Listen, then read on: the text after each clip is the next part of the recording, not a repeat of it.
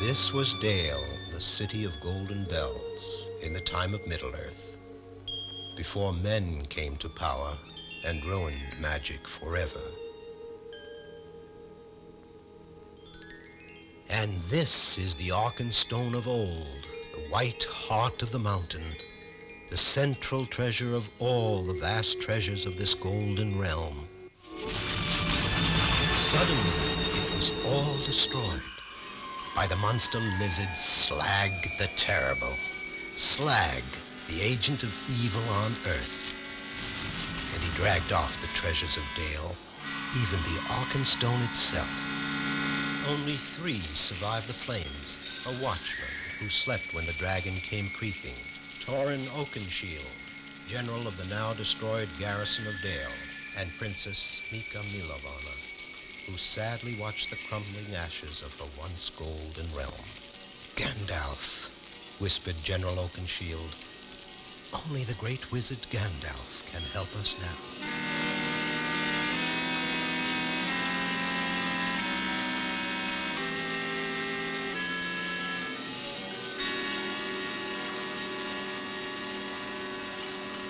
3 ragged and weary survivors of Dale, the burned city of golden bells, came to the lonely tower of Gandalf the Grey. So it has come to pass, said the great wizard, that Dale has been destroyed by Slag, and that he nests on the treasure in the carved halls under Lonely Mountain, just as it is written in the great book. Then it is clear that the time has come, the time of the Hobbit. Far away from all the troubles of dragons and treasure lived a certain hobbit. Like all hobbits, he lived in a hole in the ground. It was a very comfortable hole, full of everything needed for a cozy, secure life. A far different sort of life than that of his great-great-great-great-grand hobbit. This settled and satisfied hobbit was named Bilbo Baggins, and he didn't know that his time had come. All at once they were there, eating his food, shouting for more, filling the air with terrifying words about dragons, fire, stolen gold, and death. I don't know who you are. I don't know what you are all talking about, cried Bilbo Baggins. We are talking about you, said the wizard Gandalf. You are the chosen dragon killer. You shall lead this group over the impassable barricade mountains, through the impenetrable Mirkwood forest, across the poisonous desolation of Slag, to Lonely Mountain itself, wherein the horrid creature lies. You must creep into the deepest great chamber of the old jewel mines of Dale and kill the fire-spitting dragon Slag. A fascinating story, said the small hobbit. And now, if you have all finished your breakfasts, it's been a great pleasure to meet you, and I wish you lots of luck and all speed. But it is written in the prophecies, said General Torin Oakenshield. We cannot go without you. Then don't go at all, shouted Bilbo. Leave that old dragon be. The princess was furious and impatient with all this talk. Mr. Baggins, she shouted, that dragon has killed my father and all of my people. He has burned to ashes my golden land of Dale. Now he sits on our treasures and waits his time to strike other lands, maybe even here.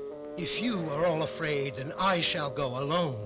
Bilbo was shocked. He shouted at Gandalf, but this is crazy. She's only a child.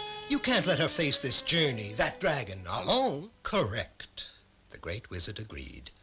I'm glad you see it at last, dear Bilbo. You can start first thing in the morning.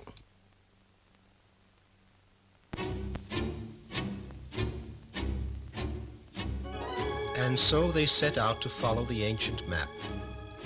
Leaving the comforts of Hobbiton behind and carrying barely enough food for the usual Hobbit between-meal snack, the conscripted dragon slayer and the 3 survivors of Dale struggled across the great barricades.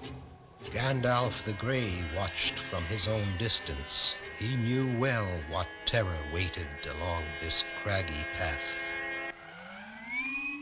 A crushed cabin burns a stolen lamb to feed groans, hungry brutes with skin as thick as bark. But people meat is their favorite food. The legends say that groans must be in their caves before sunrise, or they'll surely turn into dry trees rooted to the ground forever. But there was a long night ahead, and this puny lamb would serve only as an appetizer as the unsuspecting travelers approached. The smell of roasting lamb was too much for the starving hobbit, but the others, being bigger and even hungrier, knocked him spinning into a hollow log. In no time at all, the three were tied to the roasting spit. But the second groan was angry that the first had burned the lamb and demanded that the new victim should be boiled instead of roasted. The first groan furiously knocked the spit from the flames and shouted that the second should be happy to have people flesh at all. Now the hobbit saw that he might save the others if he could just keep the brutish groans fighting among themselves. He was a good mimic, and he hoped the hollow log would amplify his small voice. The second groan's lips didn't move, but his voice seemed to shout, "No stupid ape like you can tell me how to eat my food." "Who are you calling stupid, you ugly knothead?" roared the first. Soon the dull-witted groans forgot all about their dinner and were busily trying to kill one another. They fought and cursed each other through the night till the first rays of the sun caught them by surprise. Bilbo had tricked them, and now they would be rooted to this spot forever. 2 less groans and 2 more gnarled dead trees.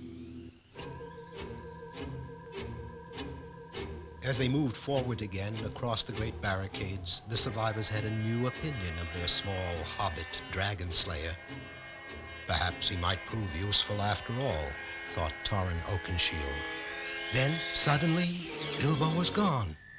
Down through a crevasse with a soundless scream as the others trudged on. Down past the chewed rock tunnels of the hateful grablins who kill and eat only for spite. Down to the roots of the mountain.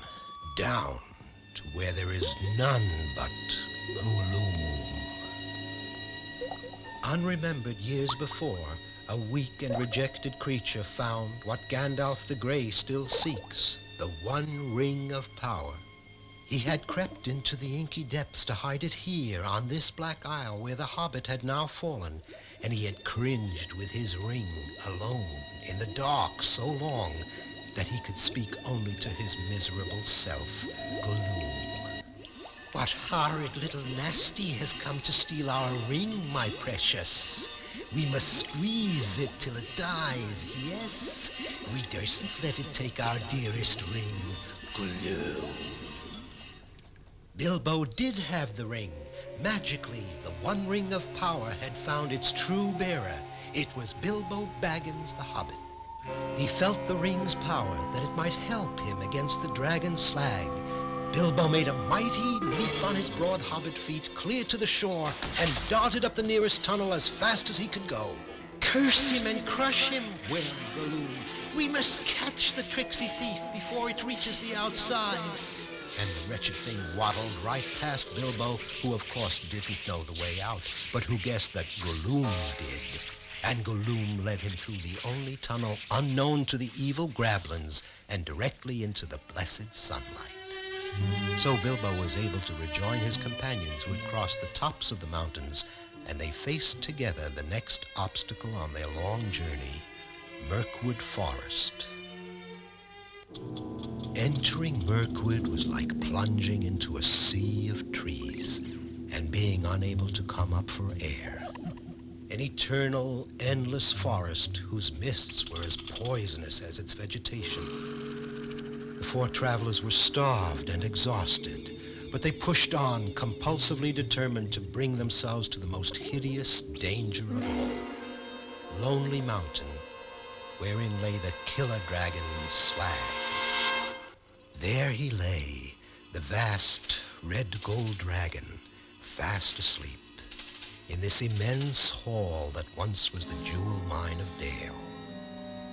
Ironically, Slag had dragged these same jewels from the treasury of the Golden City he destroyed back to the very place of their origin.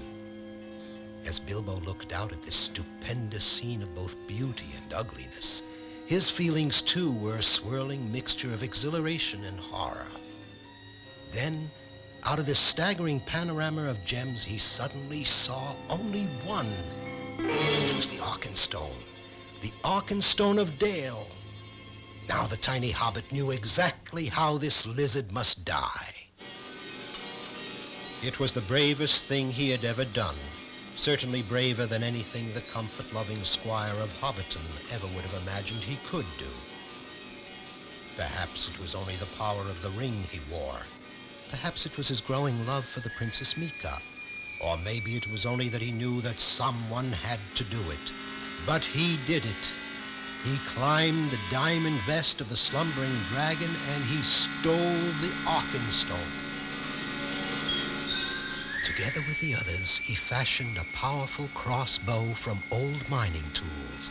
And the Arkenstone, the white heart of Dale, was the arrowhead destined for the black heart of Slag.